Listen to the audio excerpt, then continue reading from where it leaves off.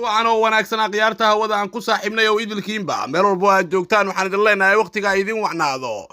dhammaantiin muuqaalka la gareeya cid walba muuqaalka la gareeysa waxaan Allah subhanahu wa ta'ala aan kaga baryeynaa in umuuraha leedahay ilaahay uu sahlo ilaahayna awlaadda uu barakeeyo inta muraadka lehna ilaahay umuuraha leeyihiin ha u sahlo inta gurdoonkaana gur wanaagsan iyo mustaqbal wanaagsan ee baweyna ha u sahlay dhammaantiinba muuqaalka leegta ku qabta cidii muuqaalka leegta ku qabata waxaan ilaahay subhanahu wa ta'ala aan kaga baryeynaa inuu faraj khayr qabo ilaahay وفرو حاسدك وحلنا ومن شر حاسد إذا حسد بإذن الله الكريم وعكود بين يهوق قصاره محيا لي حاسدك ملها فائده وإسكت ده حاسد ماذا لاكتر العقم هي كوكب لاكتر هدي حاسدك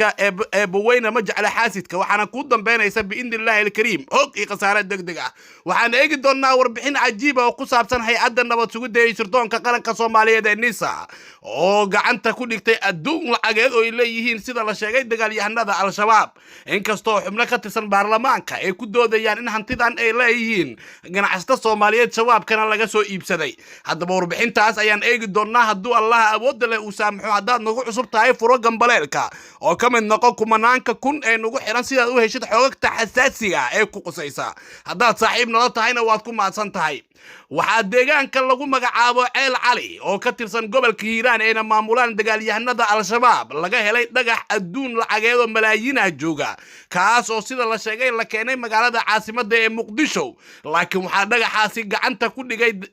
hay-adda nabad sugidda iyo sirdoonka qaranka Soomaaliyeed ee Nisa waxaana saraakiil Nisa ka tirsan oo la hadlay ay xaqiijiyeen inay ka warqabeen dhagaxaasi iyo waliba ujeedka ganacsatada ee kaga soo qaadeen deegaanka Ceel Cali oo ka tirsan gobolka Hiiraan waxaana hadda Nisa u xiran ganacsatadii dhagaxaasi siday iyo waliba dhagaxii oo hay-adda Nisa gacanta ay ku hayso saraakiisha Nisa ka tirsan oo ila hadlay waxay ii sheegeen in ganacsatadan gacan saar ay leeyihiin dagaalyahanada al-shabaab Nisana muddo ay ku raad joogtay ilaha dhaqaale shabaabka waa meelaha ilaha dhaqaale shabaabka ee ka helaan oo qayb weyn ka qaadata dhagaxyada qaarkood oo macdan dahab ah kuwaas oo al-shabaab ay geeyaan dibadaha isla markaana ay soo iibsadaan waxaana arintaas ay u wakiishaan ganacsato Soomaaliyeed oo qaarkood hadda Nisa u xiran sida saraakiishaasi ila hadlay ay xaqiijiyeen waxaana sidoo kale dhagaxaasi la sheegay in ranka ganacsatada ay ku doodayaan inay kala soo baxeen lacag dhan $260,000 Mareykanka ah isla markaana al-shabaab ayaka ay ka soo gateen ayakana ay doonayeen in dibadaha ay u soo geeyaan isla markaana ay ka soo iibsadaan dibadda sida ganacsatada ay ku doodayaan waxaana ganacsatada dhankooda ay sheegeen inaysan jirin wax calaaqaad oo kala dhaxeeya al-shabaab marka laga soo tago oo kali ah in dhagaxan ay ka soo iibsadeen dagaalyahanada dhaqdhaqaaqa al-shabaab al-shabaab waxay iskugu jiraan ajaanib iyo Soomaali waxaana ila wareedyada Nisa ay heshay xaqiijin in ajaanibta ay qiimeeyaan qaarkood oo quwaro ay ku yihiin dhanka dhagaxyada iyo waliba macdanta dhagaxyada dahabka ka samaysan oo aqoon dheeraad ay u leeyihiin isla markaana markay helaan kadib ay kala heshiyaan ganacsato iyo dalaaliin Soomaaliyeed kuwaas oo dibadaha u iibgeeya waxaana dhagaxyo badan oo al-shabaab ay iibsadeen ay ka heleen lacago malaayiin adduun dhan kuwaas oo la sheegay inay ku aflaxeen ama ay ku liibaaneen dagaalyahanada al-shabaab laakiin hay-adda Nisa ayaa qubaradeeda waxay muddooyinkii dambe ay ku holnaayeen la dagaalanka dhagaxyada iyo waliba dahabka loo iibkeeyo dibadaha oo inta badan laga soo qaado deegaanada duurka ah oo ay maamulaan dagaalyahanada al-shabaab waxaana dhanka kale Muqdisho shir jiraa'id ku qabtay xildhibaano ka soo jeeda deegaanka Ceel Cali iyo sidoo kale xubno kale oo ka tirsan maamulka Hirshabeelle uu ku jiro gudoomiyaha baarlamaanka Hirshabeelle aan ku hormaro waxa xildhibaanada hadlay kamid ah xildhibaan Daahir Amiin Joysow oo dhankiisa sheegay in lacag dhan $260,000 ganacsatadan hadda u xiran Nisa ay ku soo iibsadeen dhagaxan isla markaana ay ka soo gateen dagaalyahanada al-shabaab aysan jirin wada shaqayn ka dhaxaysa ganacsatadan iyo al-shabaab xaqna ay u leeyihiin ganacsatada in loo celiyo dhagaxa ay ka heleen deegaanka Ceel Cali ee gobolka Hiiraan oo deegaanka uu ka soo jeedo xildhibaan Daahir Amiin Joysow xildhibaano kale oo ka soo jeedo gobolkaasi oo shirka jiraa'id ka hadlay waxay dhankooda ay sheegeen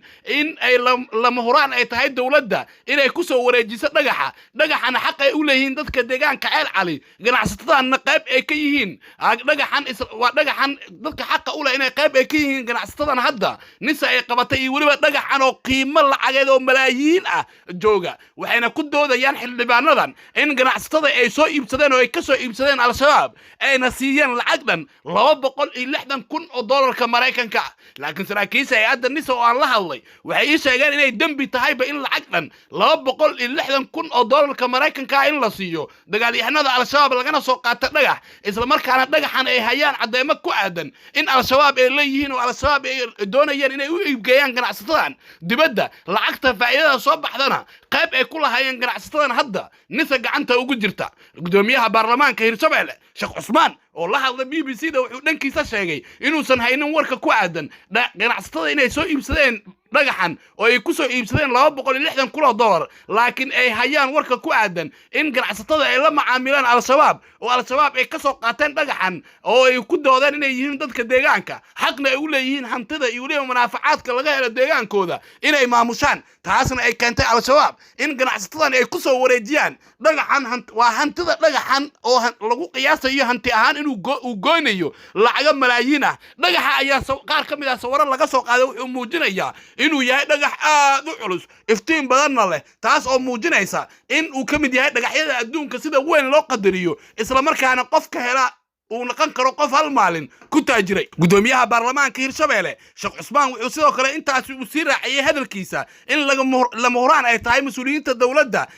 waa dawladda ku matala gobolka Hiiraan gaar ahaan deegaanka Ceel Cali in ay lagu soo wareejiyo dhagaxan isla markaana dadkii lahaa si xaq ah ay u qaataan waxooda xaqna ay u leeyihiin ay yihiin muwaadiniin Soomaaliyeed hantida ay heleen ay tahay hanti ay ka leeyihiin ama dawladda ay u lacagayso dhagaxan ay doonayaan in dibadda ay u qiimo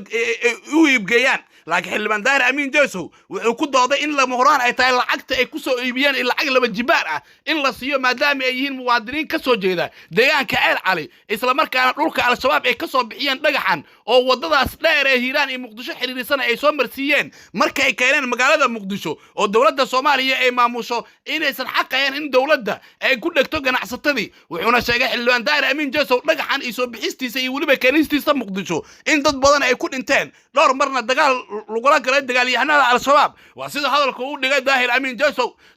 Jeesow wuxuu sidoo kale sheegay in deegaanka Ceel Cali dhagaxa markii laga soo qaaday kadib la geeyay deegaanka Buqda oo isla al-shabaab ay maamulaan kadibna Buqda laga soo qaaday sidaasina Muqdisho uu soo galay dhagaxan hadda la isku haysto ay isku haystaan ganacsatada xiran iyo hay'adda Nisa oo ku doodaysa in al-shabaab dhagaxyadan ay leeyihiin laakiin Nisa waxay xaqiijinaysaa in dhagaxyada ay ka sameeyaan lacag malaayiin ah oo adduun malaayiin lacageed waa malaayiin kun oo doolarka Mareykanka ay ka sameeyaan dagaalyahanada al-shabaab isla markaana meelaha ugu muhiimsan ay ka helaan ilaha dhaqaale ay ka mid tahay dhagaxyadan dibadaha loo iibgeeyo waxaana hadda Nisa gacanta ay ku haysaa dhammaan ganacsatadii iyo waliba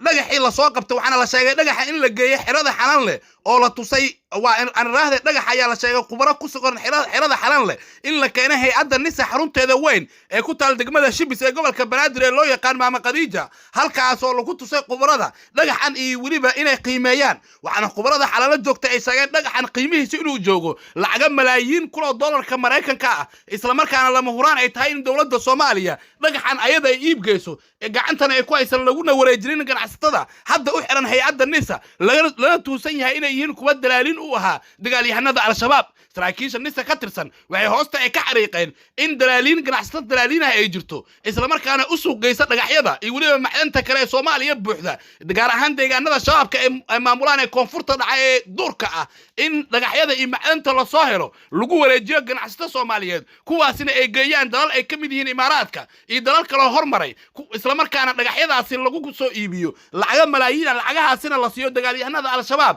shabaabkana lacagaha qayb ay ka siiyaan ganacsatada dibadda geysa oo soo iibisa haddaba arrintan muranka dhalisay ka dhaxaysa Nisa iyo xubnahan baarlamaanka ka tirsan iyo ganacsatada u xiran waxaan idinku soo gudbin doonaa barnaamijyada soo socda hadduu Allah awood leh u saamaxo laakiin dad badan ayaa aaminsan ilaha dhaqaale ee shabaabka ay helaan qaybta ugu weyn inay ka mid tahay waxyaabaha dibadda loo iibgeeyo oo kheyraadka ah sida dhagaxyada noocan oo kale ah oo hadda la sheegayo inay qiimihiisa ay joogaan lacag malaayiin kun oo doolarka Mareykanka ah haddaba la soco faafahinta arrintan ku aadan oo gordhow aan idin soo gudbin doono iyo sawirada ganacsatada la qabtay ee u xiran Nisa iyo sidoo kale qiimaha dhabta ee malaayiinka ee dhagaxyadan ay joogaan dhammaantiin waxaan idin rajaynaynaa ilaahay inuu umuurihiina u sahlo ilaahay subxaana wa tacaala dhammaanteen uuna xifdiyo allahuma laa sahla ilaa maa jacaltahu sahlan fajcal umuurana wa umuura almuslimiina kullaha sahla ilaahu dhammaanteenba waxaan ku weydiisanaynaa gargaarkaaga iyo kaalmadaada iyo naxariistaada ilaahu dhammaanteenba awlaadda inoo xifdi inta awlaaddoonkaana ilaahu awlaad baari asi ilaahay inta guurdoonka ana gur wanaagsan iyo mustaqbal wanaagsan si ilaahu inta xanuunsanna xanuunka ka dulqaad oo caafimaad ugu bedel ilaahu dhammaanteenba umuuraha leenahay umuurahayna inoo socda umuuraha sahla allahuma laa sahla ilaa maa jacaltahu sahlan fajcal umuurana wa umuura almuslimiina kullaha sahla allahuma laa maanica lima acdayta walaa mucdiya lima manacta walaa qaada ilaa qadayta walaa yanfacu dal jaddi minka ljad ilaahu dhammaanteenba gargaarkaaga iyo kaalmadaada ayaan kugu weydiisanaynaa magacyada wanaagsan الله لا إله إلا هو الرحمن الرحيم الملك القدوس السلام المؤمن المهيمن العزيز الجبار المتكبر الخالق البارئ المصور له الأسماء الحسنى وصلى اللهم على نبينا محمد وسلم تسليما سبحان ربك رب العزة عما يصفون وسلام على المرسلين والحمد لله رب العالمين